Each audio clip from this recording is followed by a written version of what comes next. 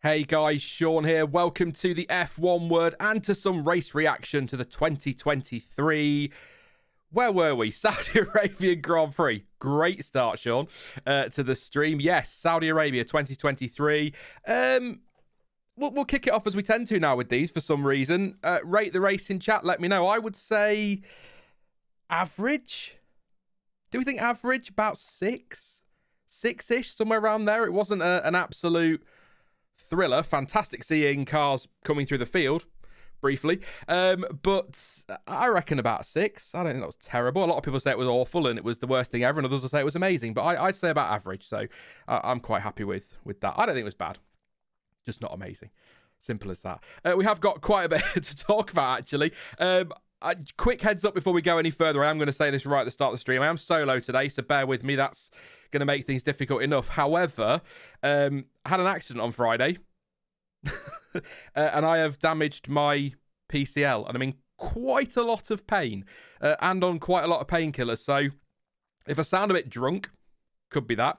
And if I'm sounding in pain or suddenly screaming, that is why. So I will do my best to get through this. It might be a little bit shorter than the 2 hours we usually do, but we will go through it. We'll fly through the order as best we can, and we'll talk about the controversy, because there is some controversy post-race, as you'd expect, really.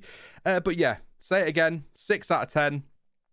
Average. That is, in fact, that is exactly average, isn't it? So quite happy with that one. Thank you very much, chat. That's very, very kind of you. I'll try my best to get well soon. I'll try my best. I'm alive and I'm watching Formula One and talking to my lovely subscribers and followers about it. So I'm fine. It's all good.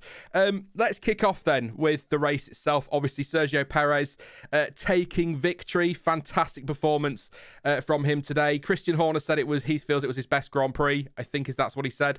I do find it odd that every time Checo wins a race, we go, was that his best one? It doesn't always have to be his best one, but that was a fantastic performance. Great drive from Sergio Perez. Perhaps not a total surprise, given he is pretty damn good on a street track. I mean, he won Monaco and Singapore last year, didn't he? Always went well in Baku, or generally went well in Baku when he was at Force India. So yeah, not a great surprise, but fantastic performance. The only thing I will say is, had Verstappen not had his drive shaft issues yesterday, he probably would have taken pole and probably would have won the race. But I don't want to take anything away from Checo's performance today. Not only, yes, he lost the lead at the start to Alonso, but not only did he get that lead back, once Max Verstappen had made his way through the field, Perez managed to sustain a pretty nice 5-second gap for quite a while and never really looked like he didn't have it covered, if that makes sense, because I thought Verstappen would cruise up to second place and then off he goes, catches Perez, wins the race, everyone goes mad.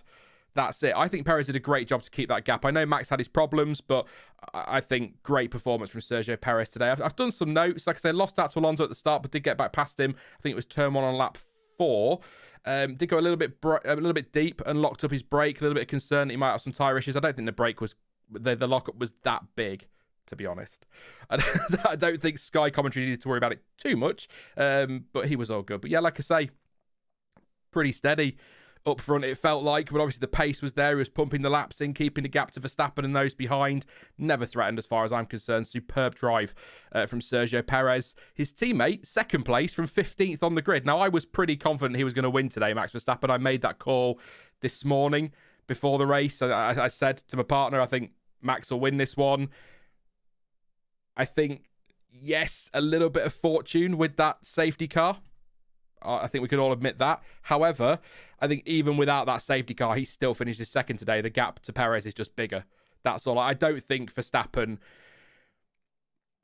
I think he needed a second safety car to have a shot at the win today. But I do think he would have been second regardless of that safety car, because his pace was just pretty impressive early on in what is, let's face it, a rocket ship of a car. Obviously, drive shaft failure on Saturday, which meant he couldn't get his Q2 lap in. That meant 15th on the grid. Before the race, they put the Bahrain gearbox back in. There was a change to the gearbox hydraulic system, apparently. Rear suspension on the left and the right, and that included the drive shafts. No great surprise there. Made up 2 places on lap 1 up to 8th, I think it was, by turn 1 on lap 12. P2 on the straight on lap 24. Now, I wanted to bring this up because I think it's important to mention this. So to a lot of people, Michael Schumacher was known as the Rainmeister. Alain Prost was known as the Professor. From here on in, please, Fernando Alonso shall be known as the Prophet. It's as simple as that, because pre-race, if you missed it, he said in an interview that Max Verstappen would be up to P2 by lap 25, and Max Verstappen overtook Fernando Alonso for P2 across the line on lap 24 to start lap 25. So Fernando Alonso, just generally a genius with these things, let's be fair. Alonso the Prophet, that is his name going forward. Unbelievable what it's experience. That's what that is. That's experience, I'm telling you. Verstappen, like I said, did have a few technical issues. Adamant that something was wrong with the car, had weird noises at high speed, felt the drive shaft was running rough. Engineer said it was a brake balance issue and said things were fine. Max wasn't totally sure. So there was an element a few laps after that. The pace was still strong for a while after that, but a little bit after that, he backed off, brought home second place, until the final lap when he just decided, screw it, absolutely leathered it, and set the fastest lap of the race with a 1:31.906, which is an important point because it keeps him top of the championship. And I don't think Sergio Perez was too happy about that. Having said that, I don't actually think Max Verstappen was all that happy in the press conference, because he's not, I think the quote is, he's not here to finish second, which I kind of like, because it means that he's never satisfied. But I think second place from 15th on a street circuit when your teammate has a drive like that, I think is a really great result. So he'll probably look back at that. I still think, if I'm being honest, I still think Max is going to win this championship. I think he'll do it pretty comfortably. If you want me to call it now, I think you can just put your money, if you want, on somebody else, because I think Red Bull have wrapped this Constructors up. I don't see... Oh, that's a bold call after 2 races, isn't it? I think the Constructors is going to Red Bull again. I really, really do. And I think Max will take the title over the course of the season. But it's nice to see Checo only a point behind him. It just gives you a little bit of hope we might get something like a Hamilton-Rosberg season. I'm not sure we will, because, again, as I said when I was talking about Checo, had Verstappen been on pole without that issue, probably would have won the race, because the pace he demonstrated throughout the weekend up to that point, up to qualifying. So... I don't know, but it'd be nice to just believe for a few races that maybe Checo's in it. But I think Red Bull looking good for the championship. I'll put it that way. But yeah, some great driving from Max today. Superb from Checo as well. Not perfect from Red Bull because they didn't get the fastest lap in Bahrain, but it is, I mean, as close to perfect as they need it to be, isn't it? I mean, what a start to the season. Thank you so much to Cardi for your super chats. A 7.510 race. A bit of a lull in the latter half before it had some actions again. Perez did great work today, but it is really Formula Red Bull and then Formula One ATM. And do get well, painkillers can be fun. Thank you very much. Yeah, a lot of fun. I appreciate that. Thank you. And thank you for your super chat. If anyone wants to put a super chat in, feel free. I'll read them throughout the stream. We'll do some Q&A later as well. And I'll do my usual bit. If I miss anything while I'm running through the field, just keep it in the back of your mind. Then when I ask for questions later, I'll come back to them and they try and answer your questions or whatever. I will get on have to do Mercedes next because they are the second team officially. Just see what you guys are saying in chat. Alonso is a god, says, thought I looked cute. Might delete myself later. I love your username. I'm sorry, I do. Yeah, fair enough. Del says, Checo is a bit paranoid. Good shout, actually. It's... So, obviously, a lot of you will be here because you've seen the race, but just as a recap, he was told to kind of pace himself, stick to a lap time, and he then asked, is Max doing the same? And there seemed to be some confusion over what had been delivered. I can't remember what it was. It was something like a 30.6 plus 4 or something, 0.4 or something like that. F1 engineer speak, but essentially asked to stick to a lap time, and I think he was worried that Verstappen was going to be allowed to keep pushing. And he did, because they were kind of matching each other for pace. So I think that's where they should have been. And it was that final lap, I think, has probably annoyed Checo because they were told to back off. Perhaps he feels... I'm putting words in his mouth. I've not seen his interviews or the press conference. But perhaps he feels like if he was allowed to push or knew they were free to push, he would have set the fastest lap on the last lap or something like that. But look, it would have put Perez top of the championship if he got the point, and that would have been the first time he'd led the world championship. And I think Comage said first time a Mexican driver had led, certainly for a very long time. So they said he was free to push, but then everybody backed off. So he was told that after he'd been asked to back off, and then they were backing off again because Verstappen dropped, I wrote it down, 7.2 back after being about 4.5 seconds off. So essentially what I'm saying is I don't get every radio message because I can't have everything open, and I'm trying to watch the race. So I don't know if he was told after that to back off, or Verstappen was, but he was definitely paranoia. Maybe a harsh word, I don't know, but it's a good point from Del there. Rodriguez won the opening round. Thank you, Dan. It was something like that. It was a long time, or it was the first time. But I've got nothing more to add to Red Bull. I checked my notes, but pretty dominant, let's be honest about that. We will just roll on then. I'll tell you what, I'll try and get through these. I'll keep coming to you in chat, keep an eye out for super chats. I'll get through the order, then we can talk about it a bit more reactionary and get your thoughts as well from chat. George Russell, officially now P3 or provisionally P3. I have a feeling this isn't the last we've heard of it, but we'll get to that in just a moment. So George Russell up to third place after Fernando Alonso got a penalty. Bit of confusion at Mercedes. So, according to Sky commentary at the time, George Russell was told essentially not to hold your teammate up. I don't know if the instruction came to let him through, but essentially not to hold your teammate up. Apparently, that message wasn't delivered. I don't know if that was something that had been misheard or something like that. So, he was not told to let Hamilton through. Whether there was some discussion around that, I don't know. But shortly after, there was a chat over the radio about whether he needs to be pushing because he wants to keep the gap to Alonso under 5 seconds, because he thought at that point Alonso still had a penalty, which he hadn't got. He went and pulled out a 1.8 second gap after Hamilton over Hamilton. So I think there could have been some pacing going on there, some tyre management at Mercedes. That's just a theory. Again, I've not seen the press releases yet, so maybe that's what's going on down at Mercedes there. But George Russell looked pretty in control of that position and got rewarded with a third place. You know, people will be mad about what happened to Fernando at the end, but George did nothing wrong, and the line's coming for the first time in 2023. He got himself in a position to take advantage of that luck when it fell his way. So great stuff from George today. Hamilton, where was he in the end then? Lewis Hamilton was 5th place. Alonso drops to 4th. So Lewis Hamilton in 5th place. Didn't seem too downbeat after the race, which is good. He was investigated for weaving on the straight and got a black and white flag. That was when he was trying to break the toe to Gasly and Leclerc. Not happy on the hard tyre initially, said the grip on these tyres sucks. Which, if the grip sucks, then that's good. I don't know.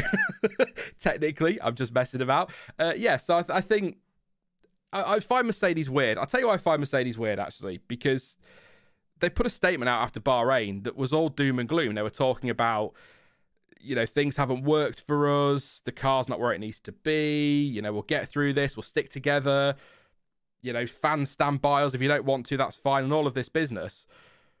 But yes, there are reasons behind it and things have happened, circumstances, but they are second in the constructors. They're 4th and 5th. They're 3rd and 5th today. 4th and 5th on track.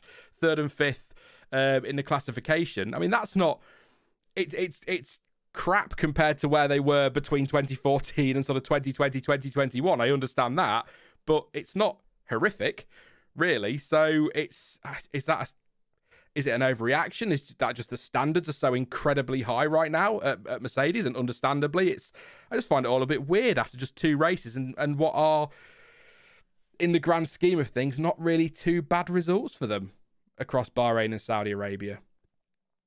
I know that there's been DNFs involved, and I know that there's been safety cars and penalties and stuff like that. I get that, but it's not been horrific.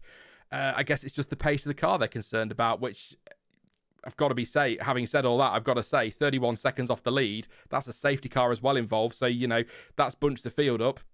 Is that a minute? Do we think that's about a minute? Let me know in chat. No safety car, 60 seconds at least. Oh, don't get me wrong, I'm not saying Mercedes have a fantastic car and they're in the mix. Their car's not good. I get that, and it's not quick, but I just think they're a little bit too doom and gloom for a team that have a shot at being top 3 again this season, which is where they were last year. And I don't know, maybe decisions should have been taken over the winter rather than after Bahrain, but that's just me. I know they said they hit their targets or they didn't hit their targets or whatever the line is, but very weird at Mercedes. I think great performance from George this weekend. Out-qualified Lewis Hamilton for the 2nd weekend in a row, actually. So good stuff from him. Just check my notes. I don't think there's anything major there because they had one of those races where they've had a good result because of the things that have happened around them.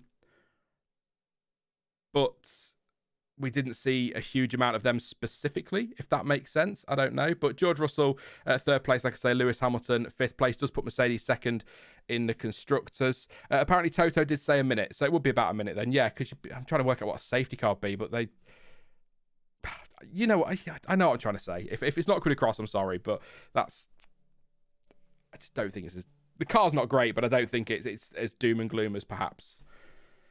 But then I'm not a Mercedes fan, am I? There are going to be Mercedes fans out there right now going, this is horrific. This is the worst thing in the world. It's terrible. But I don't think it's awful. Fernando Alonso, where was he today in the end? It's across the line P3. And I'm going on to Aston Martin because this does relate to Mercedes as well, of course, because of the result. Cross the line P3, really great drive. Really, really great drive. Not a massive surprise. He's got a car that's I think we can say at least this weekend, second fastest because the Ferrari pace never turned up. So second fastest this weekend. Got the best result he could have done with third place. Brilliant stuff. Got off the line really well. Beating Perez down to turn 1 to lead for a few laps. So fantastic stuff. Did his race. Can't fault him. However, I can fault him, to correct myself immediately. Fernando Alonso was judged to have been in the incorrect start position or incorrect start location at the start. He was too far to the left of his grid box, so he's out of bounds, which is how they're policing it this year. Got a 5-second penalty. Did take that at his pit stop, and it didn't cost him massively. I mean, it cost him 5 seconds, but didn't cost him massively because I think he took that under the full safety car. So that would have helped him out there with that one. Great pace to pull away from Russell and to stay in touch with Perez initially as well. I forgot to mention that part. But then it all got a bit weird. So he was racing well, comfortable. I'd imagine he was pushing, but maybe had some more in the tank, bringing home third place. No point trying to catch the Red Bulls. He was never going to do that. He was clear of Russell, everything in hand. And then he gets a 10-second time penalty post-race for not serving his penalty correctly at his pit stop. Now, the first point to make on that, which is going to be a complaint about the FIA, you know what I'm like, it's coming. His pit stop was on lap 18. The race was 50 laps long, and it was after the race and the podium ceremony and everything like that they decided that was a penalty. So lap 18, he comes in, doesn't serve his penalty correctly. Lap 50, done, checkered flag falls, podium sorted, everything afterwards, and they decide penalty now. Whether it's a case of that wasn't brought to their attention until late on in the race, I would argue possibly that is the case, because if you think about what was said over the radio to Russell, we think Alonso's going to get a 5-second penalty, or could do, so we need to stay close. Whether that's something Mercedes have raised late on and they've only just spotted it, I don't know. But you'd think, given the FIA is supposed to be policing the sport, they'd be keeping a very close eye on things like that and shouldn't need a Mercedes, again, just a theory, but a Mercedes saying that's not been served correctly. The FIA should be watching those things. So that for me could and should have been sorted long before the end of the race, because as Alonso said in his in the pen afterwards in his interview, he could potentially have built a 10-11 second gap and therefore kept his podium. We don't know what he had in hand, do we? So he could have found that speed as he did when he was told to build a 5-second gap. He did it. Could he have found some more? Might have been a big ask. I don't know, but we'll never know now. But that's the sort of thing that needs to be decided in a race. If it happens, if he does that on lap 47, then no, the FIA will probably take the decision afterwards. But on lap 18 of 50, when the FIA is supposed to be watching these things and policing them, look at what happened to Ocon in Bahrain. They gave that penalty pretty rapidly in comparison to what they did today. So they should be watching that. They should be picking up on it. Really bizarre. But I don't think, as I said at the start of the stream, I don't think this is the last we're going to hear about this, because if you have read the F1 regulations, the FIA regulations, if there's one thing they love, it's a grey area. And we do have a grey area. So Article 54.4C, I'm reading from the regulations. Sean's learnt with these streams. Get the regulations open. It says, whilst a car is stationary in the pit lane as a result of incurring a penalty, in accordance with Articles 54.3A or 54.3B above, the car may not be worked on until the car has been stationary for the duration of its penalty. The car may not be worked on until the duration of the penalty is served. So it's going to be that word, isn't it? Worked. Where Aston Martin are going to think, can we appeal this? Because the rear jack is in contact with the Aston Martin. the FIA have clearly decided that constitutes working on the car. But if I was Mike Crack and the whole Aston Martin team, I'd be saying, well, that's not working on the car. We've just put the jack there, ready to jack the car. We've not worked on the car. So it's going to come down to what the FIA consider to be working on the car, which they obviously include the jack touching the car, and what Aston Martin considers to be working on the car. So that's what I mean when I say this isn't the last we've heard of it. Whether they'll appeal, we shall see, but it's all a little bit weird. I did have a look, actually, because when I was watching it, just before we went live, I had a look, because when I was watching the race and I heard about the penalty, I thought, or the investigation was possibly happening, I thought that the mechanics on the left-hand side as we're looking at it, so the left-hand side of the car, because it was the rear of the car, wasn't it? So the left-hand side of the car were touching the car. I've gone back and looked. They are very close, as they would be, but I don't think they are. So I wanted to just make that point for anybody who might think they were. So I don't think that was it. So I think Aston Martin will have to argue what they consider working on the car is. The FIA will argue back. But the biggest gripe for me is, if the FIA say, nope, any kind of contact with the car is what we consider working on it, expect that regulation to be clarified before the next race, then that's fine. That's by the rules. I get it. It's annoying for Alonso. He did nothing wrong, apart from being out of his grid box, I suppose you could argue, but he did nothing wrong in the pit stop. But the rules are the rules. And if that's what the FIA decide, then that's kind of it. There's nothing can be done about it. But it's the duration of how long it took is silly, because now Alonso's been up there, celebrated, got a trophy. He can't keep the trophy. He doesn't get the third place. And George Russell doesn't get to celebrate and doesn't get the trophy. So it's just a mess. I don't like it. It's not quite as bad as Formula E, for example, who usually takes till about the following Thursday to make any kind of decision. But that's my view. We'll see what FIA decide. Aston Martin may look at it and say it's not worth the appeal. I think it could be worth the appeal. As somebody will point out inevitably in a moment, I said that I didn't think it would cost them a position in the championship a few years ago in 2020, and it did when they were racing points. So those 3 points could be important. Difficult. Disappointed for Alonso, but yeah. Sam Collins and Alex Brundle made it very clear touching equals working on the car, says Nick Surface. Yeah, but with respect, Nick, and I do mean this respect, mate, Sam Collins nor Alex Brundle work for the FIA. So it's what the FIA decide the ruling is, if you follow me. I'm not going to pop at you. I'm just saying Sam Collins, I can sit here. I'm not as experienced or as in the know as they are, but I can sit here and say that constitutes as working on the car, but it's what the FIA decides is working on the car. And if Aston do appeal it and it ends up going further, then that could be a grey area that's argued on. I just wish they didn't have so many grey areas, but the regulations are that bloody long. Good God. There's going to be grey areas somewhere. So, but I'm not, Alonso wasn't that fussed. I think he was just disappointed for fans. And, he's got the trophy. Well, he got to celebrate with the trophy, got to spray the champagne or the rose water, and then got 3 points less, so he doesn't seem overly fussed about it. It's just the duration more than anything. I've said it a couple of times now. It's really annoying. As far as I know, the rules of no touching have been consistent. It's the timing that is the issue. Again, yeah, the sky. I know what we know as fans, or what we expect as fans, is if you touch that car, you've not served it properly, so that's a penalty. But I'm telling you what the regulations say and what Aston Martin might want to argue or might try and argue. They might not be successful. They might not waste their time. They might sit down with the FIA and the FIA say, look, there's no point.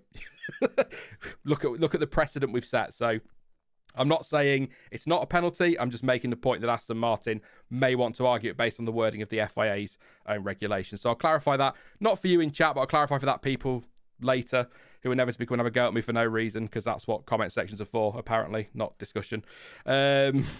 There you go. That's why I like the live streams, because I can chat to you a lot and give you an immediate response, and we kind of get ourselves on the right page. But ignoring that for a moment, or probably the rest of the stream, fantastic performance from Fernando Alonso, I think. Lance Stroll, disappointed for him, because he made a great move early on. He was quick, really pacey, seems really happy with the car. Great move on sights, outside then inside around, I can't remember the first sort of snaky bit of the track. I've not got the track map open again. Or the second one, I don't know. But really lovely move on Carlos Sainz to take P4. Aston did fall for a dummy pit stop from Ferrari. We think maybe Sainz was told to do the opposite of Stroll, maybe try the undercut. Did fall for that one, but then very quickly afterwards was told to stop on track on lap 17. That gave us a safety car. So really disappointed for Stroll because he looked nice and racy today.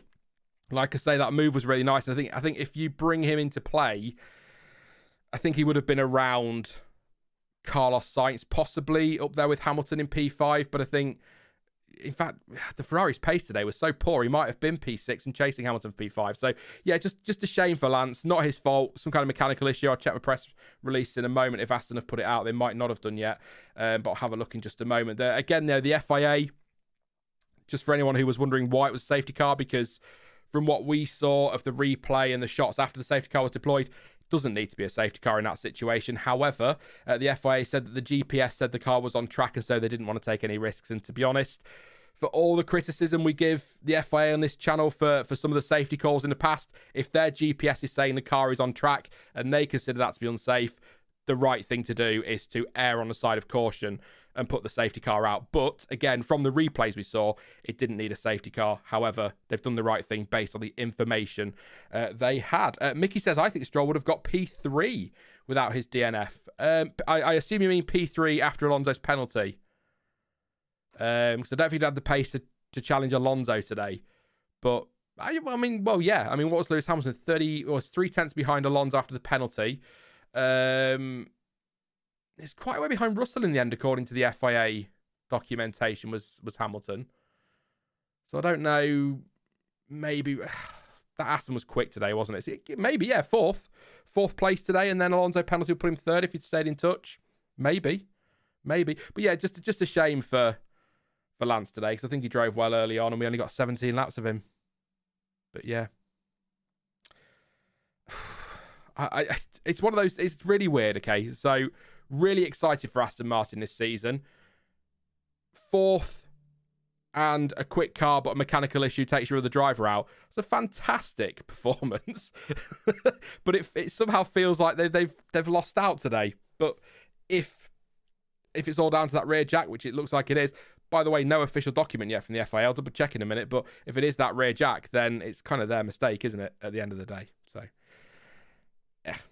Sean's back to his when he doesn't want to say what he wants to say because it'll just upset people. But anyway, great start to the season for Aston Martin either way. I'll tell you what we'll do, actually. In chat, I'll keep an eye on it and see what your general consensus is. Or I could do a poll if you prefer. In fact, I am going to do a poll.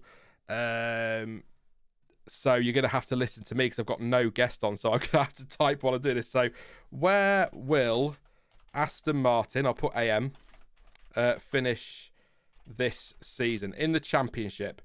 So where will Aston Martin finish this season in the championship? With all due respect, I'm not going to put P1 because I'll be utterly amazed. We'll put options 2, 3, 4 and 5. So where will Aston Martin finish this season? There's the poll. We'll come back to that a little bit later. Please do vote on that one. That would be lovely of you. I don't know why I did the accent. I just did. Let's roll on from Aston Martin. No, because I wanted to get through the field quickly because I'm solo again today. So where are we up to? Ferrari. Right. Maybe this should have been the question for the poll. Where on earth was this Ferrari pace we were promised? Where did that go? All through practice, all weekend, we were being told by, people in the paddock and the pundits and the experts and all of this business that Ferrari weren't giving us everything. The engine was turned down, which apparently it was. I was reading something that Tammy Vettel Leclerc on Twitter, she translates a lot of articles from Germany, so well worth a follow, was saying that apparently things were turned down in practice because they don't want to push the engine too hard. So they're working on setup and things like that. Really worrying for Ferrari, especially given this year their big priority was to solve the reliability problems, which they clearly haven't. But that pace never turned up. So all that pace they were supposed to get just never arrived. Carlos Sainz was P6. Charles Leclerc P7. Decent recovery from 12th. Leclerc 43 seconds off the lead. Sainz 35 seconds off the lead. Don't forget, as I said about Mercedes, with a safety car. So without that safety car, they're well over a minute behind. And I don't understand where that's come from.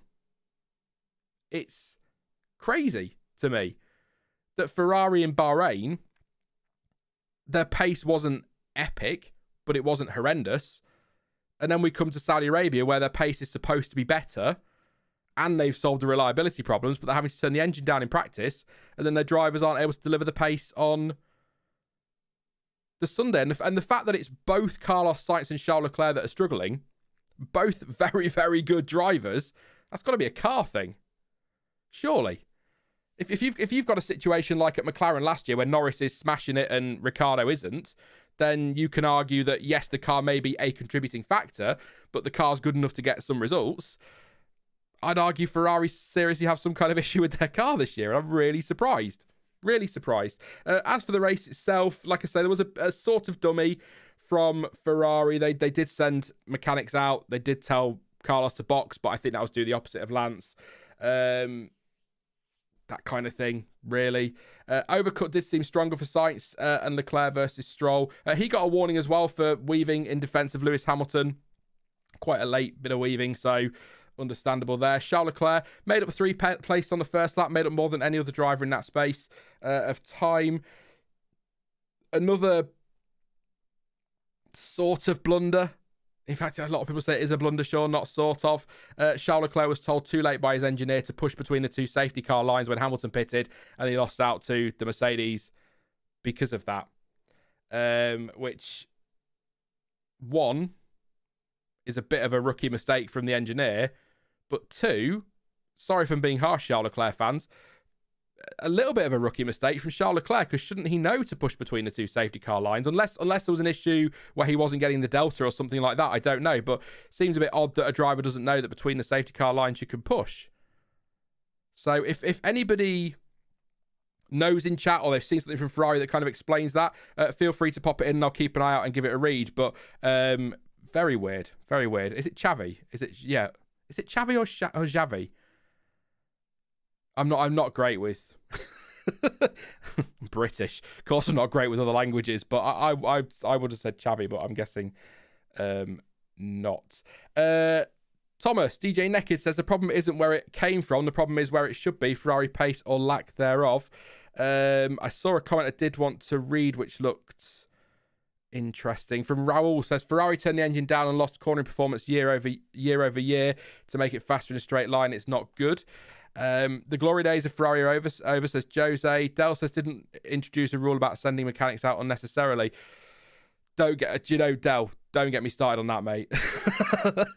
That rule has been in F1 for quite a while now, and we still see teams doing it. I think you can get away with a cheeky dummy, but I think probably if you did it 5 or 6 times in a race, you'd be in a bit of trouble. Pronounced Javi. Thank you very much. I will remember that one. You can push to the pit exit line, then slow down before the next sector. Yeah. Oh, yeah, I know that. I'm surprised Leclerc didn't know. Unless I've misheard the radio call, but I'm sure you'll let me know. Jack says it's the deg in the tyres when they have to speed up and slam the anchors on. I don't know. Well, the tyre deg was lower, wasn't it, this weekend? So Ferrari, when we came into it, which is why I put Sainz on the podium, by the way, in my predictions, because the talk of the town was that Ferrari pace will be better this weekend and the deg is lower. So that eradicates another of their problems. So they should be strong, and they just weren't. So I don't know where they were. I've not got much in my notes because aside from those 2 bits of mention there, or 3 bits of mention there, we didn't really get much. I mean, Leclerc came through nicely, did a good job coming through the field. Got to give him that credit. But after that, just nothing. Nothing at all. Mark says first and second are a lock. Here's my predictions for the rest: Leclerc, Alonso, Russell, Hamilton, Sainz, and Stroll. Yes, trackside F1. I did think that when I read it, but hey, they might next year might be Ferrari's year. You never know. Good point that Leclerc should know how to push. Thank you very much, Sophia. Not often I get told to make a good point, as you get told I'm an idiot. But yeah, I just think it's an odd thing to clarify. Unless, like I say, maybe we'll find out later tonight, probably after the stream now in my look, but maybe there's a delta issue on the steering wheel, or Leclerc had asked for clarification first or something, and then they were too late to tell him. And I think that did cost him the position to Hamilton, didn't it? I got a bit muddled in all of that because I was keeping an eye on everything else going on and making notes. So really bizarre from Ferrari. And with respect to Aston Martin and with respect to Mercedes, I thought Ferrari, this was going to be the weekend that they took the fight to Red Bull, and I'll make the same point I made in the preview, just to cover off the usual couple of people. That means nothing more than I just want to see a bit of close competition at the front. I've always maintained this point. I don't care if Red Bull win this World Championship. I don't care if Mercedes win the championship. I don't care if Ferrari win the championship. I couldn't care less. It's how we get there. If Red Bull win the next 10 championships, but they win them all by 1 point, we've had 10 fantastic seasons, and that's fine. People will disagree, but that's just my view of Formula One. That's how I've always been since Michael Schumacher retired. Before then, I only wanted one driver and one team to win the championship, and that was that. It's not the destination, it's the journey. That's it. Oh, I'm right. Thank you, Jose. I'm writing that one down. That's a good one. A very good one. Leclerc and Norris's talents are being wasted by being in crap cars. It makes me sad, says April. Going to be interested to see if Leclerc stays at Ferrari if they don't improve, says Pascal. We'll do a little bit of speculation later if you want to.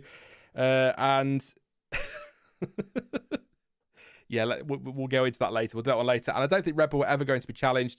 From the telemetry I saw on Twitter, they were faster everywhere with better DEG too. Thank you very much to fill in the blanks for that one.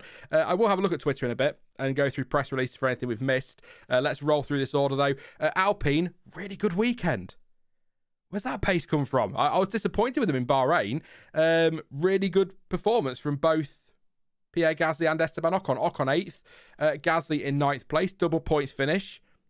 Really good stuff. Quick in practice, which doesn't sound all that exciting, but that then carried over into qualifying quite nicely. So clearly consistency over the weekend, and then a really good performance. Pretty close to each other at times as well, out on track, and they didn't collide as a lot of people predicted. In fact, Gasly was only 1.9 seconds behind him at the end. Really good performance from Alpine. Really happy with both drivers, and I've got literally 0 notes. I don't know if I missed it. There were a few scrappy and scruffy moments, I'm sure. As Miguel saying, Alpine's got scrappy. They were close, weren't they, at times, but no major contact. Unless I've missed something, I don't think anything was all that dramatic down at Alpine, which isn't a bad thing, by the way. There doesn't have to be drama. Looking at the result, Stroll out of the race, 8th and 9th is the best they could do with their pace, and that's what they did. So, great stuff. I can't say any more than that. Sorry, Alpine fans. But that's kind of that, really, isn't it, for Alpine? Great performance. Could they have done more? Where were they? 9.6 off Leclerc. There you go. Ocon, only 9.6 off Leclerc. 8th and 9th, yeah. I think I agree with Nick Surface. Alpine's a very solid P5 this year. I think that was my prediction to myself at the start of the season.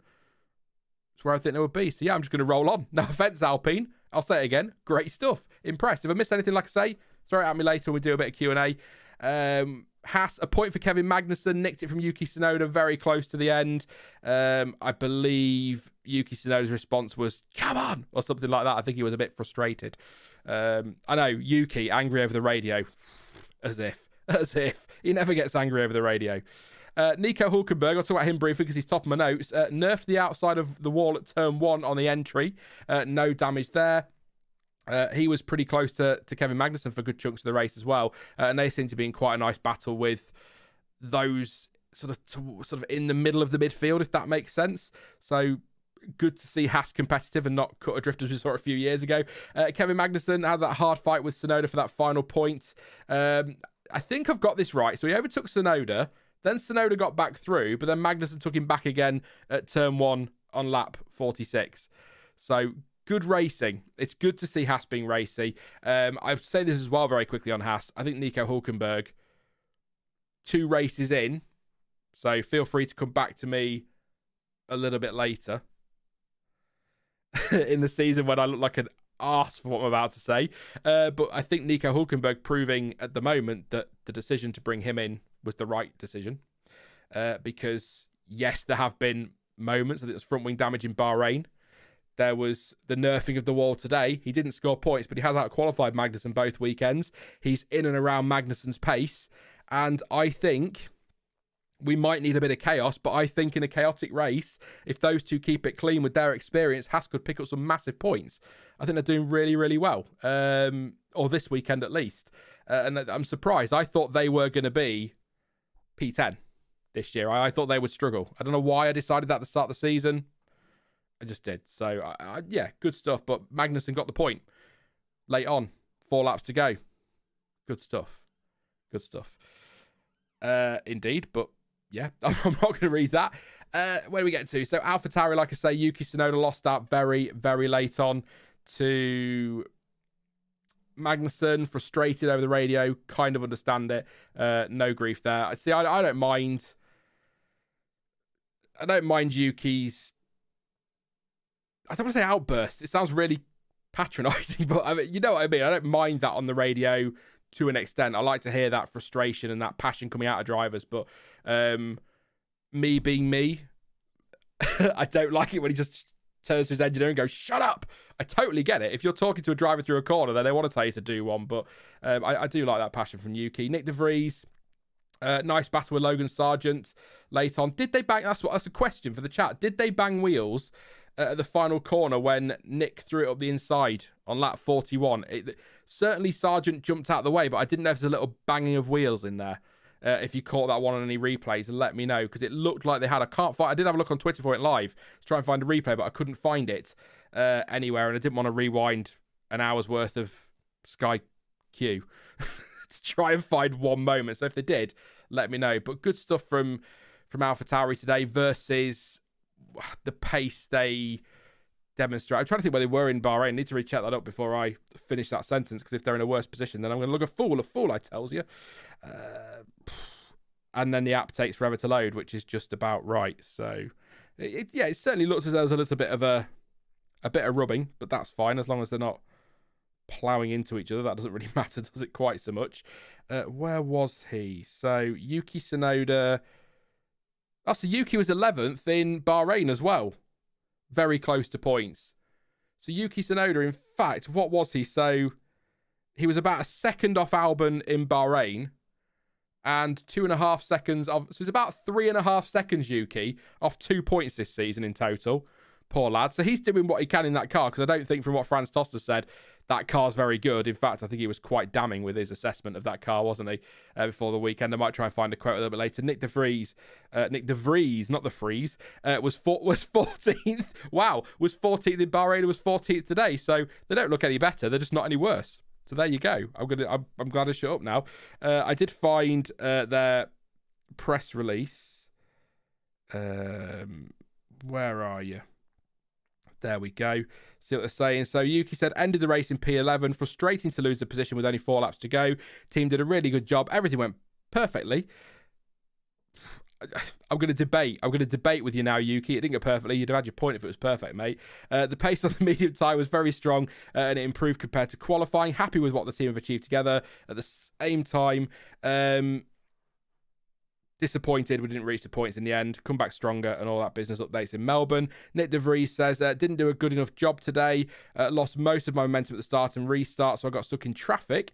Difficult to regain the rhythm and make up the positions, especially when you're caught in a DRS train. Didn't attack enough and struggled to find the balance between managing the tyres well and pushing, so I was unable to get them to the right temperature. In the end, in clean air chasing Zhou, my pace was very strong and consistent. Generally, step up for Bahrain. I'm not going to criticise Nick De Vries' performance too much. Largely, I think I want to see more from him.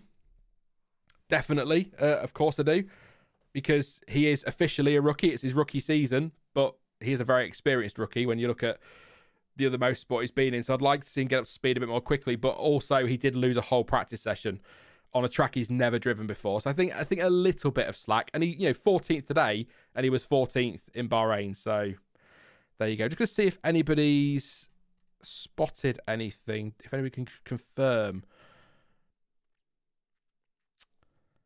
No, nobody appears to have spotted in chat if there was a banging of wheels. I'll see in a bit if I can find something, but nothing in the press release.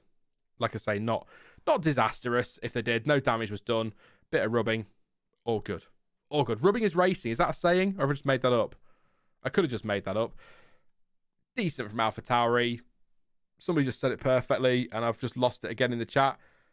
Yuki's been okay, says Dex. Nothing spectacular. Just Yuki's been okay. I think that's fair. And kind of, like I say, Franz Tost not happy. Not happy at all with the car, with everything. But hopefully they'll be able to do something, because I worry they're going to be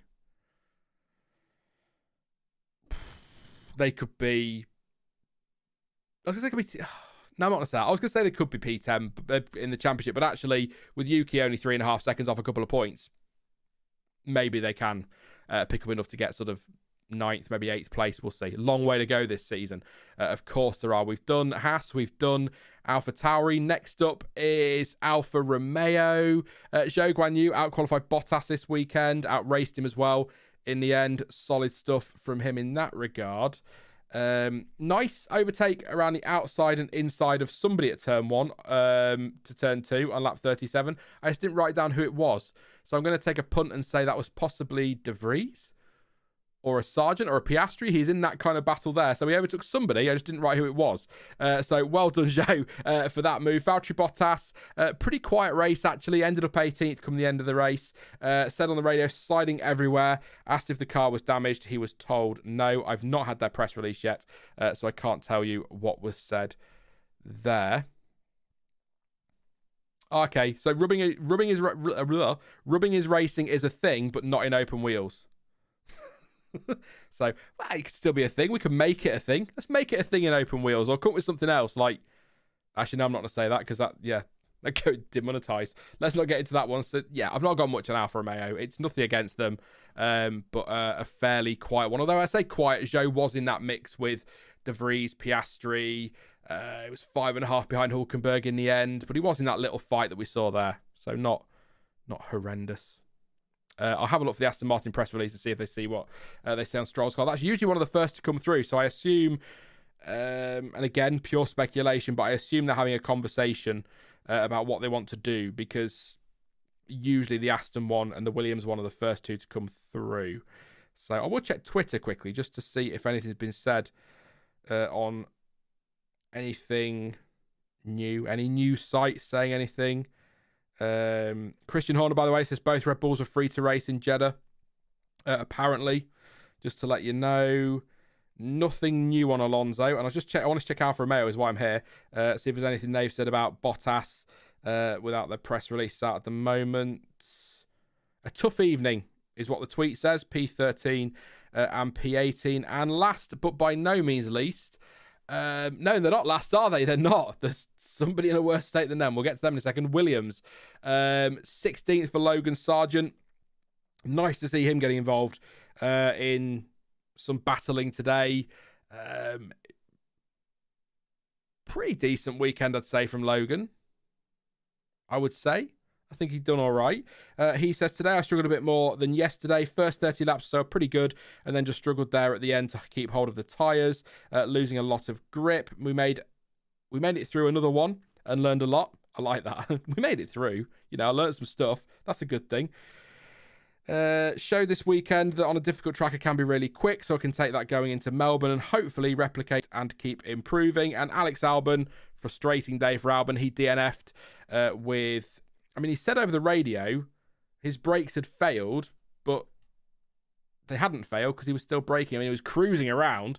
Said his brakes had failed. Then he went and did one more lap and then pitted to retire on lap 28. Said a frustrating day. This weekend we really felt strong as a team, and I've been impressed with where the car is compared to where we were last year. Been such a great pleasure getting to drive the car, and unfortunately when it mattered in qualifying, we couldn't quite execute points this weekend. No. We couldn't quite execute, followed by the issue in the race. So it's frustrating as we could have scored points this weekend, is what he was saying. Much rather be disappointed knowing the car has got pace and just finishing at the back. So it's a different kind of disappointment with lots of positives. So Albon trying to look on the bright side, but like I say, some kind of issue. I did want to just read and see what Dave Robson said on Albon. Unfortunately, was forced to retire with an issue in the mechanical braking system, which we will investigate and fix before the next race. So a mechanical braking system issue for Alex Albon is what put him out of the race. I'll keep an eye out for the Aston Martin press release so we can talk about a little bit more about Stroll, see if we've got any more information on him, on why he stopped. And last, and I'd argue very much least, McLaren. Yeah, not last on track. Bottas was last on track, but Oscar Piastri, P15, Lando Norris, P17. I don't know. what the hell is going on at McLaren.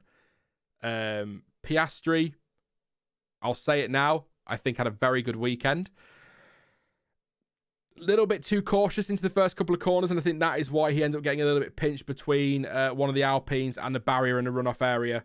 It wasn't really the barrier, but he couldn't stay in that position. He probably would have been squeezed and could have been in the wall, but the Alpine wasn't putting him in the wall. That's what I'm saying. So a little bit pinched, caused some damage, had to pit and get a new front wing. That instantly cost him his time, but he did out-qualify Lando Norris yesterday after Norris's mistake in qualifying. He fought hard with his teammate on track, eventually getting through. I think the team said not to make it hard for Piastri to Norris, so there could have been some team orders there, but he still beat him today and was 7.5 behind De Vries and just ahead of Logan Sargent by 1.2 seconds. So I think a good first full race from Oscar Piastri and a good weekend overall, but they're going to be disappointed because they're bottom of the constructors, no points whatsoever, and I think the pace is in that car to qualify well at the very least, because we saw Piastri making Q3. P8, I think he started, didn't he, today? So clearly there's some pace in that car over one lap. Norris did a decent job as well in Bahrain in qualifying, but on race day, it's just all going wrong. All going wrong for them. Lando Norris, pre-race had a load of changes made, obviously to his track rod, etc., after what happened in qualifying and a steering rack assembly as well. Had to pit early as well. I think front wing damage, according to Karun Chandok. And then asked not to make it hard for Piastri and let him through, basically. And that's 17th. So if anybody has any idea what is going on at McLaren, it's the drop-off is such a surprise for me this season with McLaren. I'll throw the usual caveat in there. There's still a long way to go this season. Still lots of points up for grabs if they can get it right. I know they're pushing for updates. They've got their new wind tunnel in June, I think they've said. They want to get that open, but that doesn't help them right now, does it? So, you know, we can talk about next season. We can talk about developing next year's car. We can talk about the wind tunnel and the updates, but what they're doing in the interim, they're in trouble. And I think they're a little bit fortunate that they're not further behind other teams in the constructors with things that have happened. So King Zap blames James Key.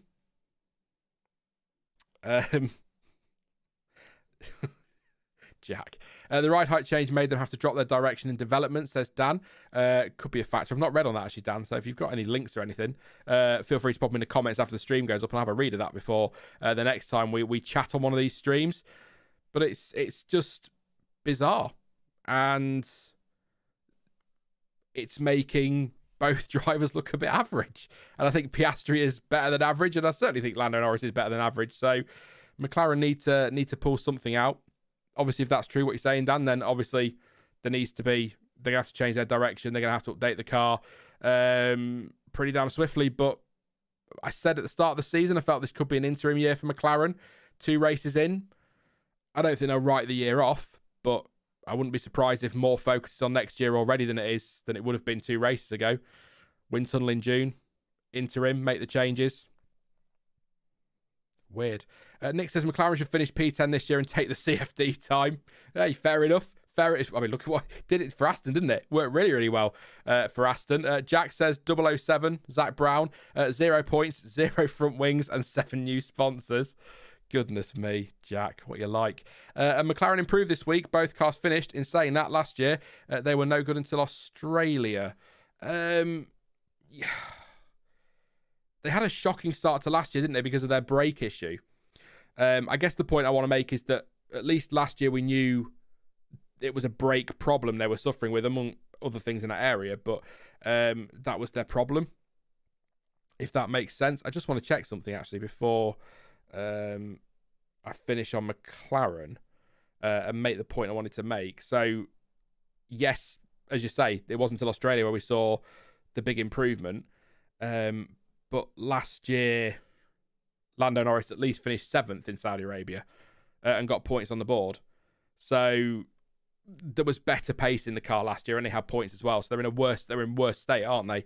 Is what I'm saying. So yeah, that's it. That's all I can say. I don't want to slam McLaren. I've said this so many times before when when I've done, drivers and teams that need to step it up kind of videos. I don't like doing it too early in the season because these seasons are so long now, that just because they've had a shocking first 2 races, it doesn't mean they can't still be in the fight for P5, 6 in the constructors, which maybe that isn't where they wanted to be at the start of the season. But I think if you offered them that fight now, they'd probably take it. So long way to go. They, McLaren, a lot of experience there. They can turn it around. They've got 2 good drivers. Yeah. How much next year can you do in mid-March when you probably don't know how this year car behaves yet? Says Thomas. Yeah, but if they know what's up with it, I don't know. Unless they've said, let me know. If they've said that they don't know what's going on with the car, then fair enough. But they can start looking at. I mean, next year's car. Was it Williams? I think I read it at Williams in an article they did a while ago. The next year's car's already started. They're already working on that. All teams are, which just is baffling to me. They're developing this and working on next year, so they just might move some more resources that way. They might go a completely different direction, to be honest. I wouldn't blame them. Does anyone know why Max has 0 points in the F1 Fantasy League? He better not, Spacey, because he's one of my drivers. I'll be livid. Black Hawk So, or F1 word Ted Kravitz, says reports saying that they are 2 to 3 months behind where they plan to be. Updates due around Azerbaijan. Yeah, they said as well they didn't hit targets, didn't they, over the winter? So they've known, maybe they knew this was going to be a shocking start, and maybe they've just pumped everything into a big update, like you say, in Baku. Focus on that and pushing forward. Laura Leslie on Twitter. Ferrari argued Schumacher's penalty in 98 at Silverstone because it was handed outside of 25-minute FIA window. 31 minutes after incident, it was rescinded 2 weeks later. Yeah, I remember that. I remember that one. They did. So I don't know if the regulations changed, but I think if it hasn't, then Aston will be perfectly within their rights to argue that. I like I said, I don't think we've heard the last of it, but I'll keep an eye out for that Aston press release. Keep your questions for just a second. We'll do Q&A. As I always say, if I've missed anything, you can throw it at me in a minute and I'll read it out and we'll talk about that a little bit. But driver of the day. Who are you going to give driver of the day to? One surname. I will read out as many as I can for a few minutes. Max Verstappen took the official driver of the day. Who do you reckon? I usually decide before I go live, and I didn't do it today because I was too busy messing about. So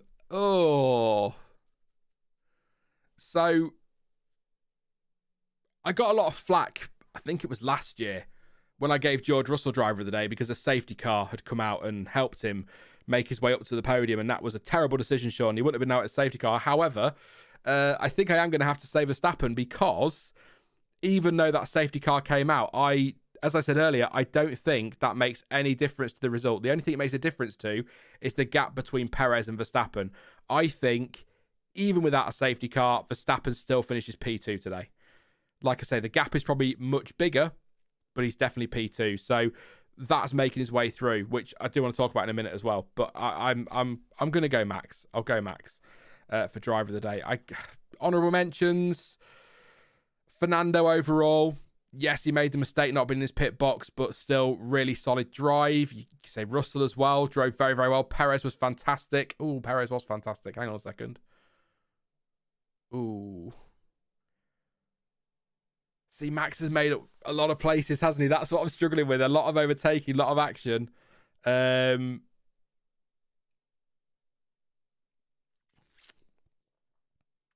can't just say a Red Bull driver, can I? You'll slaughter me for that. I need to pick one. No,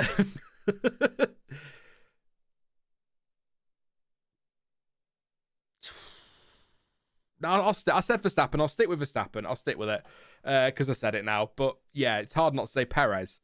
I'm just trying to weigh up in my mind a few things, but there's no point because those things didn't happen, so it doesn't matter. So I'll make my point actually that I was going to make a minute ago on Verstappen. The only thing is he's made up those positions. Yes, he's got the fastest car. And I touched on this a few years ago. In fact, I think I said it pretty much the same a few years ago when Lewis Hamilton was dominated and when he started out of position and came through the field on that rare occasion he had to do that. we do have to bear in mind that, Max, and as was the case with Lewis, they were in rocket ships cars that were considerably quicker than the midfield, and the midfield weren't exactly fighting hard because it's not their battle to fight, if that makes sense. I'm not trying to detract from their achievements, either Verstappen today or Hamilton in the past. I'm just making the point that they weren't banzai moves. They weren't late braking, dive bombing, stunning overtakes. They were, I'm coming through with DRS, and then there were drivers like an Ocon or even Alonso kind of going, well, this isn't my fight, off you go. Do you know what I mean? So I just wanted to make that point. I'm not trying to detract from what they've done, but it's just something to bear in mind. So I'm gonna say Perez. Fuck, I'm gonna say Perez. I don't care. I'm gonna say Perez. I think he was superb today. Anyway, I've changed my mind. That's twice to change my mind. I swear to God. Let's see what you guys are saying. I could be here all night trying to debate that one. Orange Biking says Magnussen. Patrick says Max. Michael says Verstappen. Jonathan O'Keefe. I said it like that, Jonathan. Good evening, mate, says Perez. Nick says Verstappen. The Sky says Perez. Fanta Boy says Russell. Wingcap says Vamos Checo. Asger says Magnussen. Dex says Verstappen. Ice Cream Studios says Perez. I'll have an ice cream, mate, if you've got any. Stefan says Perez for driver of the day. Charles, thank you very much. Says Van Dorn. CPB says honestly Perez. Mark says Perez. Everett says Russell, as does FD30. Sophia says Perez. Free says Magnussen. April says Alonso. Richie says Perez. Eduardo says Perez. Must admit, actually, quite a good mix in here. GP says Checo. Miguel says Perez. Michael says Verstappen. Mr. Labman says Alonso should be driving after that race. FP1 Will, good evening, mate. I'll message you. You'll know what I'm about at some point between now and Australia. Says Perez for keeping pace with Max. Mario says Checo. Thomas, DJ Naked. You just get your full name now, says Alonso. King Zap says Russell. Dan says Checo. Kevin says has to be Max. Black Emergency says Checo. And Brad says Verstappen. Stefan says Perez ran away with it. Jesse says Alonso. Lance Stroll, honourable mention, says Kevin. Do you know that move that he made on Sainz? I don't know if it's just because it was Lance. I don't know, but I got really quite excited about it. I don't know. I think that's everybody. Mainly, there's a few more coming in now. Mickey says album was unlucky again. Raul says Verstappen. Oh, I like that. I could have said that, couldn't I? Oh, damn it. Will says Checo as well was pure class. Two more. John says Perez. He did no wrong. And somebody I've not mentioned yet. Tiniest says Checo as well. Thank you to Just Waffling. That's my job. Says, love the show. Was it not justified for Perez to be paranoid about the pace at the end with the way things have gone? Even after seeing quali yesterday, all he gets asked about is Max. Thank you so much for your super chat, Just Waffling. Massively appreciated, and for your support. I'll answer that in a second. I'll do my YouTube spiel first, if that's all right, and then I'll get to that. 947 here. We've been over 1,000 today, so that's good. 947 here. Please do drop a like. 198. Let's try and get that up to about 300. Would be amazing. Any more than that, and I'll just faint. It'd be fantastic. If you do want to, we're going to come to Q&A now. If you want to pop a question in, and it's a burning question you simply have to ask me, please feel free to use the super chat, but I will try and spot as many as I can in chat, and we'll do a bit of conversation. If you've got any questions, please do drop them in. Try and keep them related to the race or vaguely related to the race, but I will just answer rather than umming and ahhing for 10 minutes trying to find one, whatever's there. So that's what I'll do. And don't forget to subscribe as well if you are new. There'll be I'm hoping there'll be something this week. Kind of depends on how things go with the knee. But I mean, that doesn't stop me talking clearly, so it shouldn't be an issue, but you never know, do you? There want videos full of me going, or something like that. But yeah, there'll be something this week. Definitely going to be back for Australia, of course. Preview on the Thursday and the reaction on the Sunday. And I'm going to be working on some different types of content because I can't just keep doing previews and reactions. It'll drive me crazy, and it's not enough to sustain the channel. So yes, thank you very much for your support. So what was the question? So was it not justified for Perez to be paranoid about the race pace at the end with the way things have gone? I think so. We're not that far on, race-wise from Brazil. We don't know the full story of what's happened. Since then, they seem to get on okay. But I think it's justified to be worried that when your team say,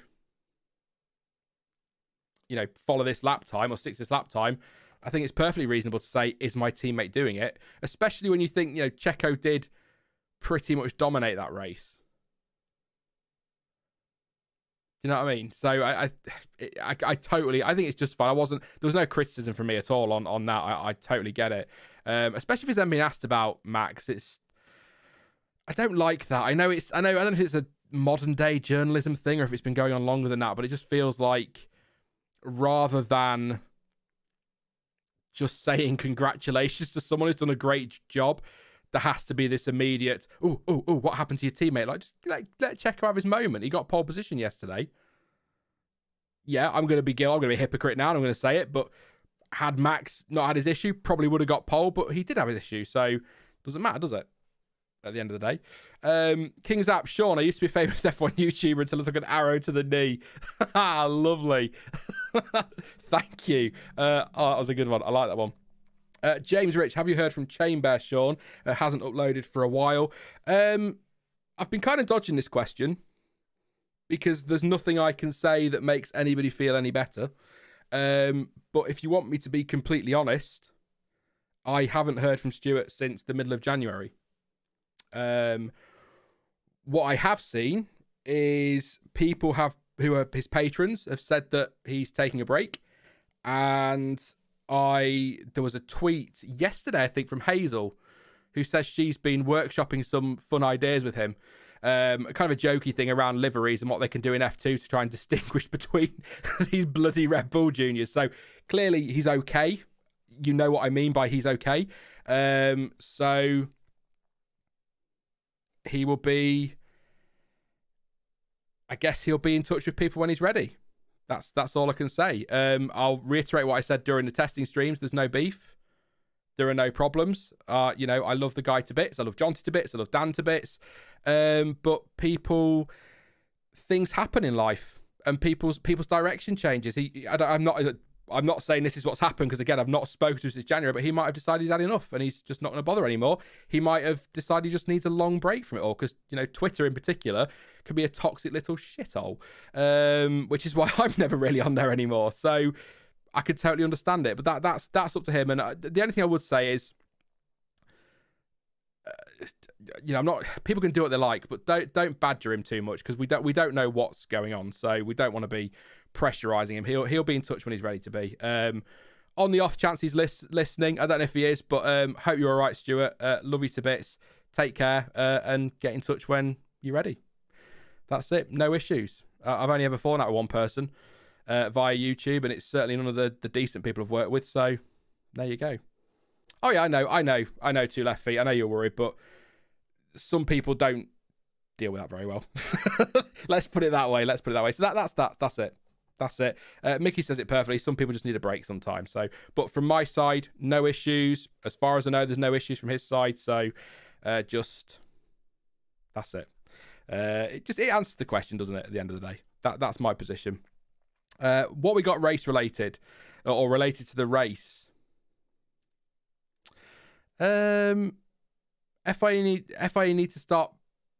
to make start boxes bigger, says Stephen. Let me see if I find a shot. Hang on. Let me see if I find a picture of Alonso in his grid box, because I'm trying to think about the size, or even the starting grid. See what there is, because the cars are so wide, aren't they? And the grid slots, I think they have I know they've extended the yellow line, haven't they? But I don't know if the grid slots have been made at all wider. So it is the fact we've seen this in the first two races from two completely different drivers with two completely different levels of experience says to me that maybe they need to look at it or address it, or perhaps just say they're going to police it, but maybe be a little bit more lenient. Sort of, if you have a full wheel the other side of the white line of a grid slot, then that's a penalty. But if you're touching it or you're on it or whatever, then maybe that's okay. But I'm just looking at chat, see if anybody can confirm if they have. Bikes, Burgers and B-Row says he literally parked over a foot to the left. I'm not saying he shouldn't get a penalty. If that's how they're policing it, then that's a penalty, and there's no denying that. But if the grid slots are too narrow, we've had that issue twice now, then maybe it's something that will be looked at. But I feel like it's something that will need to happen to. This is just so so conspiracy theory, like it's unreal. But I think it's something that would need to happen to a Verstappen or a Hamilton or a Ferrari for anybody to really do anything about it. But there you go. Although Alonso's a front runner this year, so it might change. It might change. Are the cars wider this year, says Mark? I don't think so.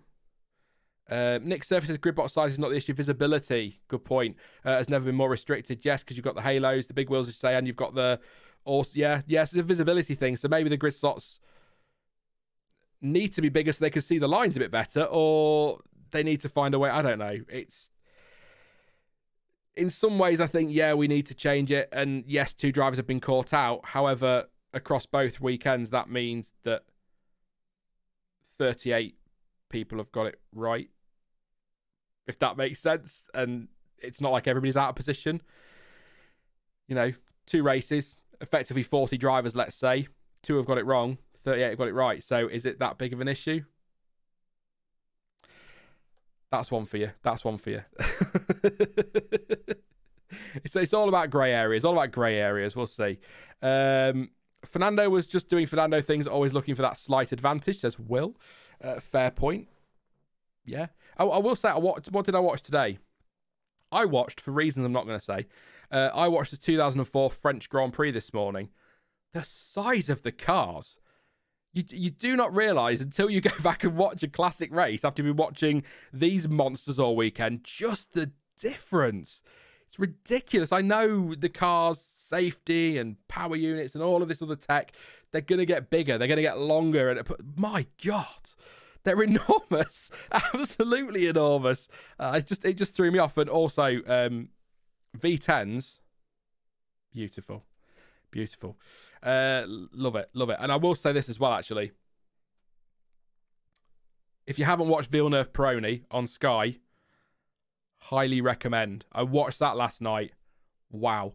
So, I knew the story of Gilles, and I knew bits about what had happened with Peroni and all of that, but I didn't quite realise just how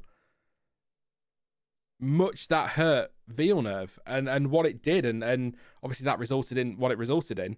But also after that, I didn't have any idea that the twins, Didier Pironi's twins, who were born after he'd been killed, were named Didier and Gilles. I mean, how lovely is that? And just some really nice stuff in there, some really heartbreaking stuff, some very sad stuff, and some very tough stuff to watch. But absolutely unbelievable. Definitely well worth a watch. I don't want to rate it. It's not, Senna the movie. Yes, John T, I know, extended cut. Don't say it. Yes, Senna the movie. I absolutely love that, or the documentary movie or whatever it is. That'll always be right up there for me. But I think Villeneuve Peroni was really, really good. Really well done as a motorbike goes flying past. Thank you. I tried to sit in a Jaguar from 2004 in Dubai. I couldn't fit in, says Sighted Canvas. Oh, I don't think I'd get a leg in some of them cars. Unbelievable. What was the title of that show, Sean, says April? It's called Villeneuve Peroni. It's on Sky documentaries, and I think it's on Sky Sports as well. It might be available elsewhere though. So Kevin says Gilles, he got me into F1 being a Canadian kid. Yeah. I think from what they said in the thing, a lot of Canadians still have that feeling for Gilles. So, yeah, it's really good. It's really good. That's all I wanted to say on that. I was gonna make a point as well about there are some scenes in it where the family of Peroni are at a race, and I think Gilles' family were there as well at a race, I think last year possibly. And back to the V10s now to kind of put a lighter spin on all of this. I noticed that as the cars were going past, they were not turbo hybrid engine noises. And it's like, it says a lot about Formula One when all of these things like adverts and that all like to dub the V10 sounds over the top, doesn't it? So bring back V10s, not a sponsorship for the Races podcast. Let's see what we've got. 60s cars were great, small and nimble, says April. Just watching a clip of Senna darting around in his McLaren. Looks so light and agile, says Zach. And technology was more advanced in 2004, says Nick. How do you rate the Rush movie by Ron Howard? I like it. I prefer a documentary kind of film type thing, like the Senna thing, like Villeneuve Peroni, the Williams documentary. Also, Grand Prix The Killer Years that the BBC did many years ago now, it feels like. But I like stuff like that rather than the movies themselves. But I did like Rush. How many wins will Checo have this season, and how many will Max have in total, says CPB1. One day I'll get your name right first time, is the first takeaway from that. So how many? So I reckon Checo can win. Where's the calendar? Let's get the calendar up, Sean. Well, not on streams. I didn't put it in like an absolute numpty. Let me have a look. So all the street races, because that's it now. He's just the street champion now, so he'll win all of them. So I think, let's count.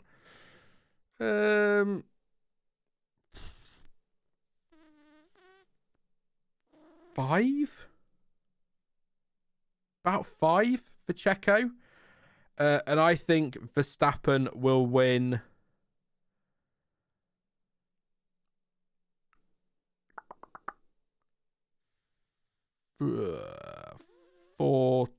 15, same as last year. That'll take you to 20.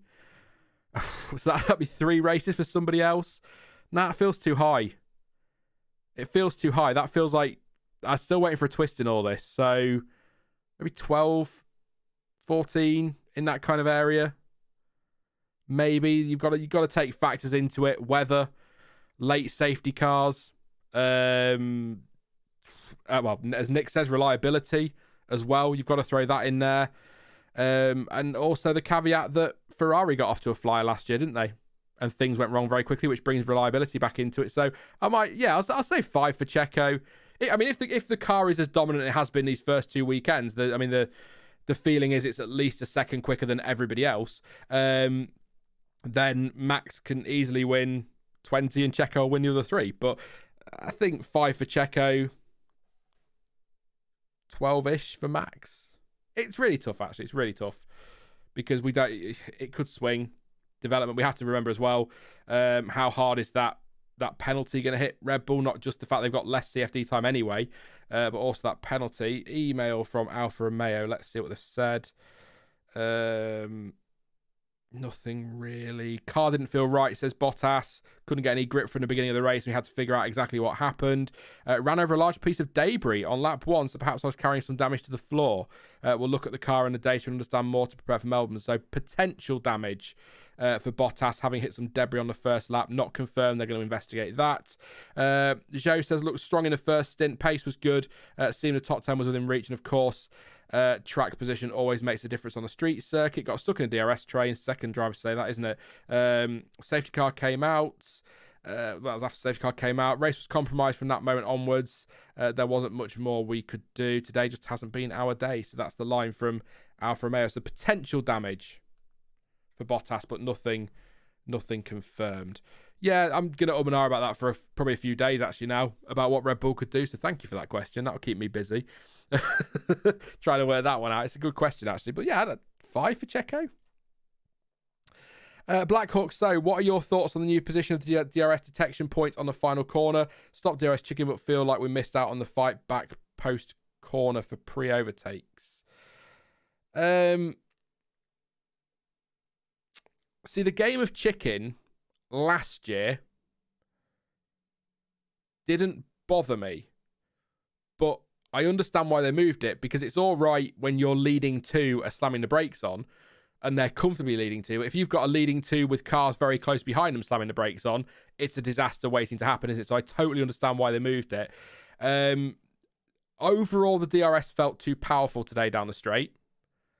I don't know if that's because Red Bull have got insanely powerful DRS, but it did feel a little bit too much. Like it could just have been a little bit shorter like they did in Bahrain. Because the whole point of DRS, to steal Martin Brundle's thing, is that the idea is to get the car alongside, and then you've still got to do the hard work when you get to the braking zone, but it felt like it was just a tad too long. The problem is with it being a street track, you don't want to shorten it too much, because then it goes the other way, doesn't it? So, but I tend to agree, because what was happening with Verstappen a lot, actually, was he was hanging back, not making the move into the final corner, and then just passing on the straight. So it kind of almost, I know that you can use it to bring yourself into play, but it kind of almost makes that second DRS zone a bit, not pointless, but a little bit redundant. You know, you can still use it to close the gap and be closer into 27 to then get the DRS again to make the move into turn one or down the start-finish straight. But that having that zone there now makes less sense. So that'd be my take on it. It didn't bother me last year, the game. As long as there's nobody right behind you, it's fine. But Sean, do you know Aidan Millward, says Steve? I've heard of him. And I think I've seen some of his videos. He just put videos on YouTube, doesn't he? That's the long way of saying he's a YouTuber. He makes YouTube videos. Yeah, I've heard of him. I don't know him. Be nice to branch out a little bit, talk to people, make an effort. Something I'll be doing over what I'm calling spring break and what everyone will start calling spring break. Talking to some others. Do you think McLaren will get back the pace in Australia, says Liam? I think they need some luck. They need the pace, as you say. I think Baku, as has already been said in the chat, that's when their big update's coming. Baku. They've got that break as well, so they can do some work in that space. So I would say no. I think like I said earlier, the one lap pace is there, or it feels like it's there, because Norris did all right in Bahrain. Oscar Piastri did very, very well on Saturday. So there is something in that car. It's just not coming together on race day. So I think Baku, when the update comes, is probably where I'd expect McLaren to take a big step forward. We'll take a few more questions, and then we'll wrap it up shortly. Because I need to go take some painkillers. This track certainly didn't do DRS any favours. No fun overtakes after the first lap, says Siggy. McLaren to make a comeback in Baku, says Cited Canvas. So agreeing with me there. Wow. I've got some agreement in chat. What's going on? Think I heard most teams plus 14 kbh, but Red Bull plus 17 with DRS as Black Hawk. So yeah, I'd heard they were a bit quicker with the DRS, but it just seemed, the shot that got me was when, I think it was Verstappen closing down Russell. It would have been, wouldn't it? Yeah, because Perez was gone. But Verstappen catching Russell, it was just so quick. I'm making hand movements. You can't see me. It's closed the gap so quickly. I did see a good question actually there, but it's gone. I'll see if it crops up again in a moment. Thank you to Sage of Light for your super chat. It says, what do you think about the trend of removing corners from tracks like Singapore, Melbourne and Spain to an extent? I personally hate it. Thank you very much for your super chat, mate, and for your support. So on Spain, I'm totally for it. I hate that final chicane, and it should never have been there. I understand why they did it. I understand the reasons behind it.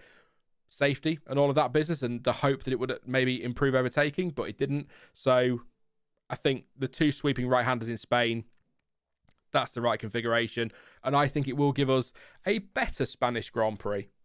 It doesn't mean it'll be great, but it'll be a better Spanish Grand Prix.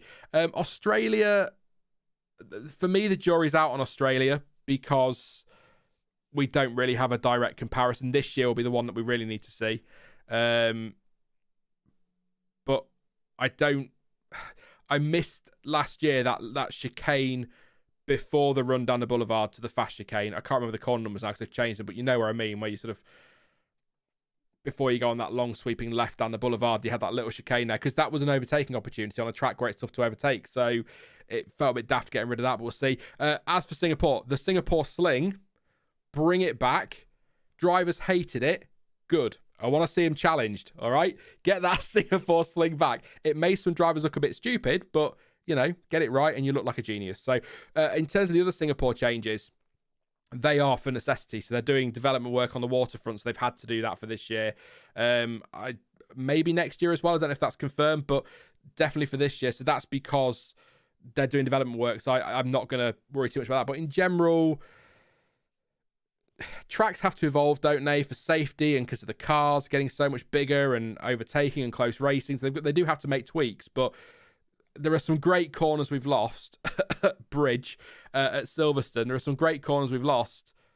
The original bus stop at Belgium. I love that so much more than what we have now. So I miss some. I guess to answer the question, then I miss some, but others I'm not so fussed about. That's probably quite a comprehensive way of just saying that, wasn't it? So thank you for your super chat. I hope I answered that well enough for you. Mickey says I hate sausage curbs. I think most people hate sausage curbs. They are not great. What I was tell you, I'll throw a question at you guys in chat. What do we think of the changes to Jeddah this weekend? Is it a step in the right direction? Some talk that, we've got Jeddah until 2027, I think. And then there's this other track they're building, but apparently the rumour mill is swirling. Apparently it could be that track and Jeddah, so we'll have 2 races in Saudi Arabia. I'm not quite sure where it fits on the calendar. That's already at 23 races, but China's still to come back. Yeah, so that's going to be interesting. But I think it opens some of the corners up nicely. It definitely, the drivers seemed happier with it in terms of safety from what's been said so far.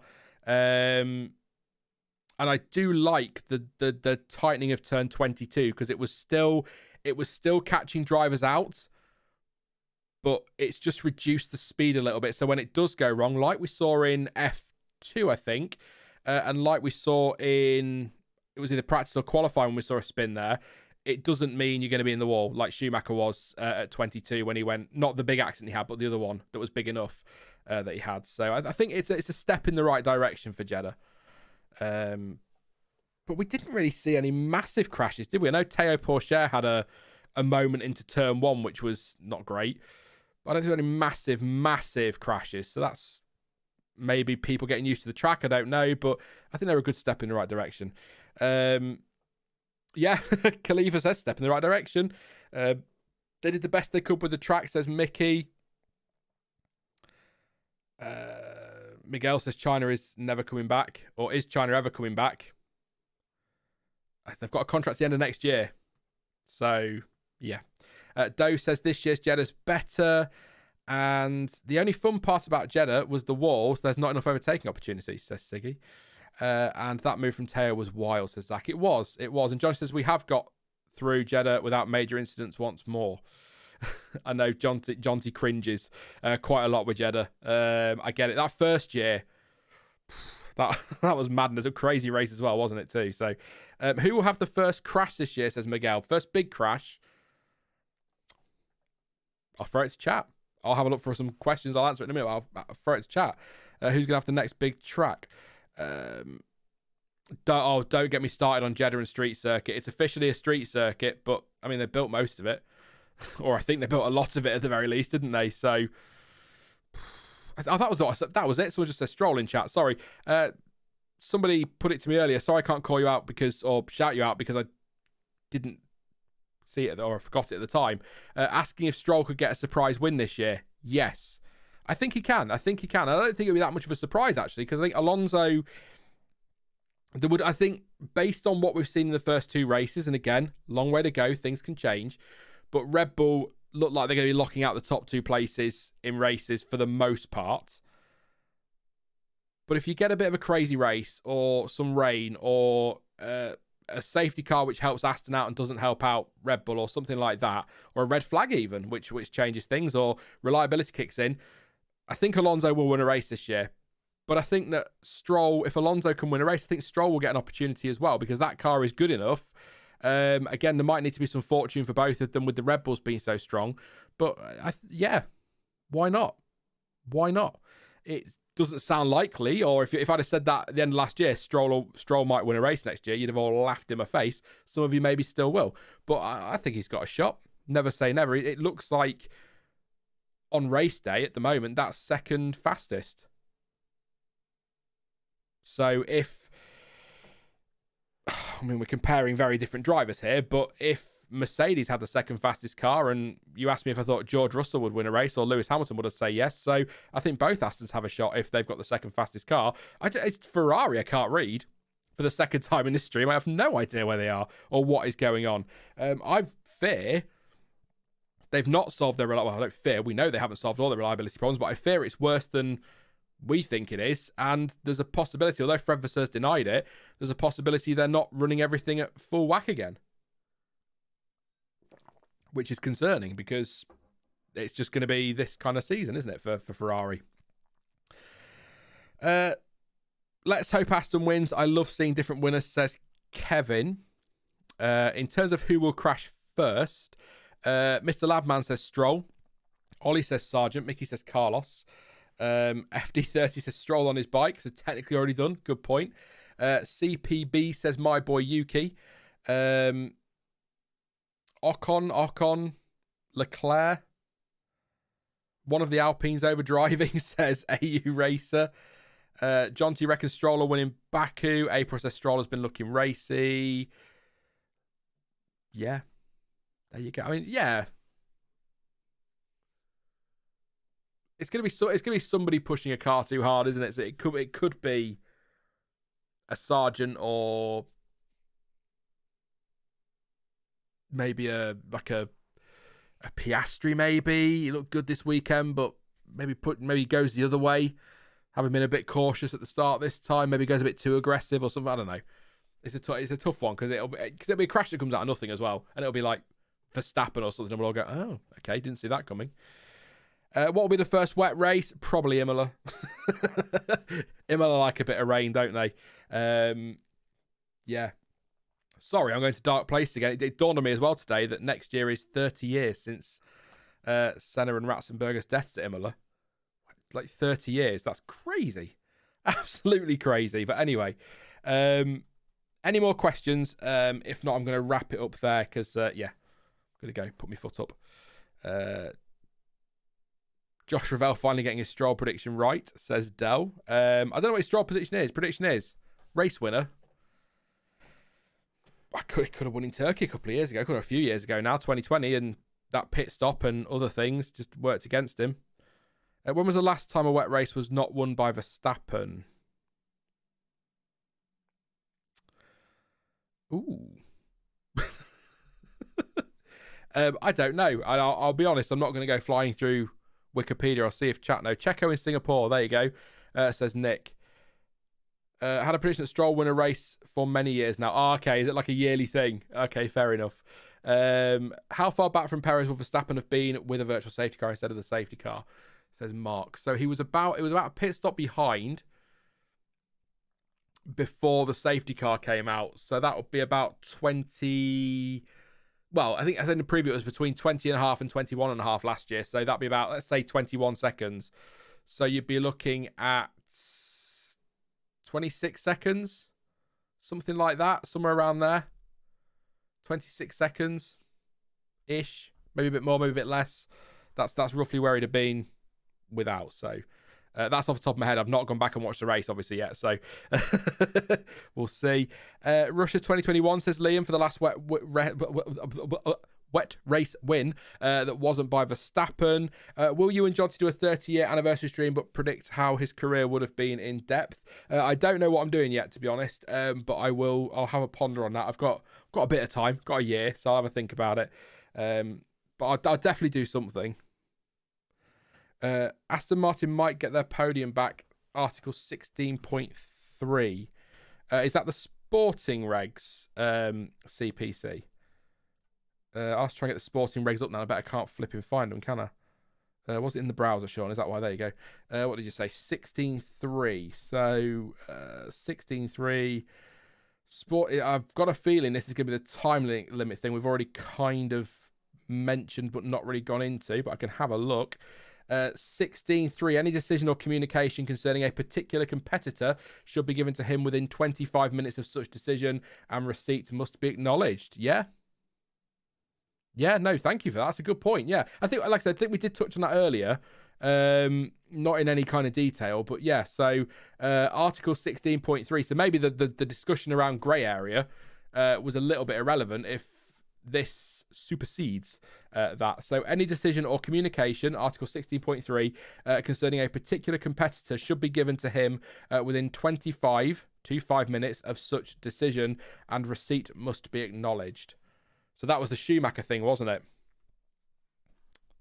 I've not seen if Aston are appealing. I will go check Twitter before we wrap up today. Look, I'm not going to say. I said it the other year that 3 points isn't going to make or break their season, and it did. So let's not get into that too much. But it's 3 points at the end of the day, isn't it? So it could be important in what might be a very close fight, particularly when if Mercedes get it together, and if Ferrari get it together, and they start to close that gap, if they can on Aston Martin. I was going to say Mercedes, but Aston Martin. If you are not following F1 Data Analysis on Twitter, please do. They are absolutely fantastic. Just going to see if they've got anything that I want to read out on here. I'll give them the shout out first before I just steal their stuff. Yeah, I didn't see Jos Verstappen, but I heard people were saying that he looked miserable or didn't look very happy about the win, about second place, which I get Max is there to win and wants to win, but I mean, he's second place from 15th on the grid in race 2 of the season. He's top of the championship, and his nearest rival, by some margin, let's be honest, is his teammate. So I don't know why he's I don't know. I like Max. I like Max a lot. I'm very indifferent about Jos. I'm not. Yeah, I struggle to read the guy, to be honest. But there you go. So data analysis, Red Bull was unmatched. Another 1-2. Aston clearly second best car. Yeah, they were talking yesterday. They've just given them a follow on Twitter. Honestly, there's so much information in there, and for like someone like me, who is just dumb, basically, when it comes to the technical side of stuff, they're so good at just making it so easy to digest. So definitely give it a go. Thank you to Dan as well for sending me that on Twitter. I'll have a read of that tonight. Appreciate that one as well. Let's wrap this poll up. I'll have a quick skim through for any comments, and then we'll call it a day. Because we've nearly done 2 hours, even though I wasn't going to do 2 hours. So that's the poll done. Thank you for all your votes. Where will Aston Martin finish this season? 2% say 5th place. 9% say 4th place. This is close. I like it. 42% say 2nd place. And 44% say three places, say 3rd place. So 2% between 3rd and 2nd. So the majority of you, nearly 1,000 votes, are saying they're going to be top 3, and a very small majority of you are saying it'll be 3rd place over 2nd. That's interesting stuff. Don't know what I expected, but good to get that from you. But we are going to wrap it up. I'll just have a quick check, see if I've missed anything. Nathan says, I saw someone say earlier that 16.3 is about communicating decision, not taking the decision. Any decision or communication concerning a particular competitor should be given to him within 25 minutes. You could read that either way.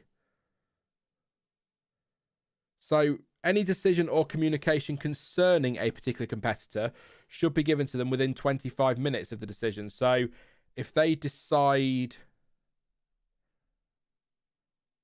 So I guess what you're saying there, or what you've heard, is essentially that they have let them know within 25 minutes of deciding,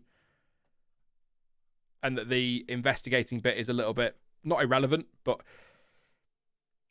yeah, I get what you mean. Sorry, it's a bit. We'll keep. Look, do you know what? Do you know what I'm going to say? I'm going to say it. Watch this space. Keep an eye on socials. I'll keep an eye on it as well, and we'll know in due course.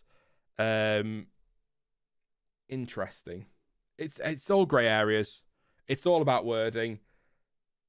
Yeah. I'm laughing because it's just another FIA thing. I'm sure they have to word them in such legal ways, and that creates grey areas and loopholes and all of that. But same with the technical regs, isn't it? It's where loopholes come from. Just have a quick skim through if anybody else has got anything to add to that. No, we'll leave it there then. Thank you very much, everybody, for tuning in. It's been a pleasure to spend the last hour and 45 minutes with you talking about Formula One. Again, apologies if I've been a bit more wishy-washy than usual. Hopefully, be back to some kind of normality very, very soon. Some sleep would be nice. Some sleep would be fantastic, but there we go. Yes, so really appreciate your support. If I've missed anything and it annoys you, try and not be too harsh in the comment section, because I'm either going to snap your head off or just ignore you. So just don't be a dick is all I'm asking.